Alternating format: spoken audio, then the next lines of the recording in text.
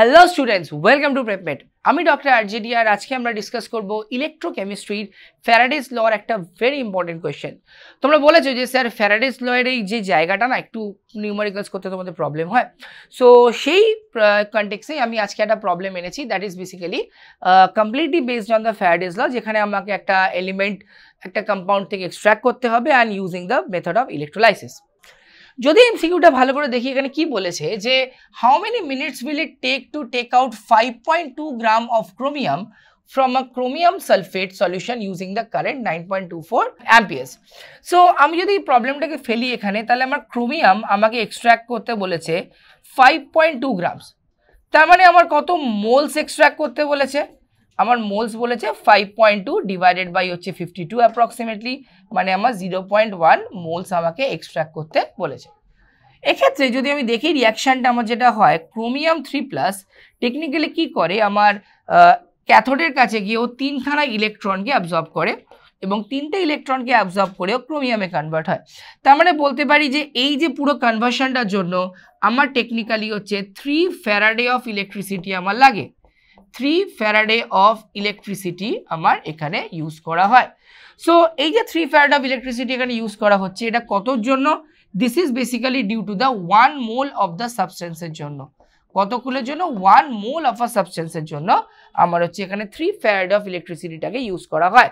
So আমি বলতে পারি এখানে যে 1 মোলের জন্য যদি 3 ফ্যারাডে করা হয়, তাহলে 0.1 মোল ক্রোমিয়ামের জন্য আমার কতটা ইলেকট্রিসিটি ইউজ করা হবে? 3 Faraday into 0.1, that is 0.3 Faraday use করা হবে।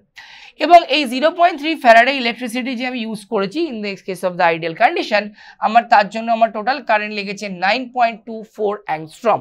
সো আমি এখানে বলতে পারি তাহলে আমার 0.3 faraday is equal to 9.24 angstrom, ampere, extremely sorry, ampere multiplied by the time. Definitely তাহলে আমি এখানে যদি টাইমটা ক্যালকুলেট করি, তাহলে আমার এখানে দাঁড়াবে 0.3 ডিভাইডেড বাই হচ্ছে 96500 ডিভাইডেড বাই হচ্ছে আমার 9.24, আর এটা যদি ক্যালকুলেট করি আমার অ্যাপ্রক্সিমেটলি জিনিসটা আসবে 3000 সেকেন্ডস। 3000 সেকেন্ডস আসবে এখানে আমার। সো এটাকে যদি এবারে আমি 60 দিয়ে যদি আমি এটাকে ডিভাইড করি, তাহলে অ্যাপ্রক্সিমেটলি এটা আমার আসবে হচ্ছে অ্যান্সারটা 50 মিনিটস অ্যান্সারটা আসবে। ওকে, 50 মিনিটস অ্যান্সারটা আসবে। সো কারেক্ট অ্যান্সার হচ্ছে আমার option number 2, that is your 50 minutes.